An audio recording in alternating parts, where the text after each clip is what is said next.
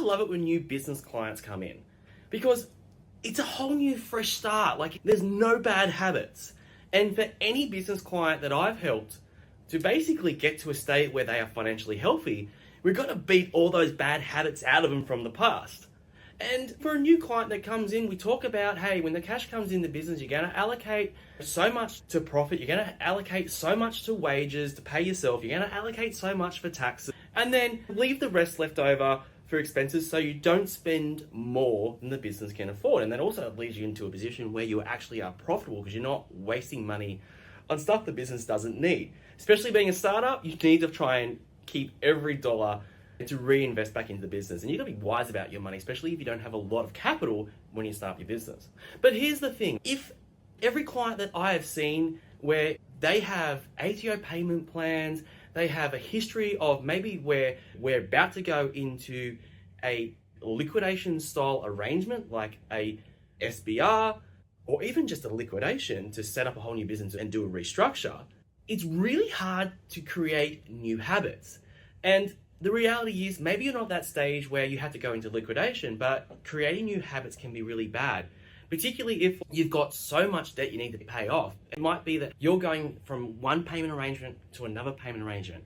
And usually the reason that's happened is because you've had 1 year that's been very good, where if you think about all the cash, if it was coming to your business on a big serving platter and there's a whole lot of little plates, the plate that is for you personally, what you've taken out from the business is probably being loaded up, and the plate for the taxes has been neglected. So you're having to always get payment arrangements with the ATO. Now, here's the problem with payment arrangements and having really no system in your business to control your finances and really giving you the right foundations to have a healthy cash flow in your business. The problem is, if you have a payment arrangement, you always got to pay that payment arrangement off, and then you're supposed to pay your next lot of bazzers and all your taxes all on time. But in reality, it doesn't, because you're always sort of doing this catch-up thing, catch up and catch up. It's the worst thing you can do ever. But I guess the point of the video is, if you're starting a business, start with new habits, and just be aware that if you don't have good habits, they can turn into bigger, badder habits, and habits that lead you into a position where there's anxiety and stress and you hate being a business owner. And turning around a ship where there's a whole lot of debt and trying to get yourself out of it is really hard and can be really stressful. So the key is, for any business owner, having really good habits, having a really good foundation when it comes to your cash flow in your business. Because if you don't have that, when your business grows, I can guarantee you it's going to fall over.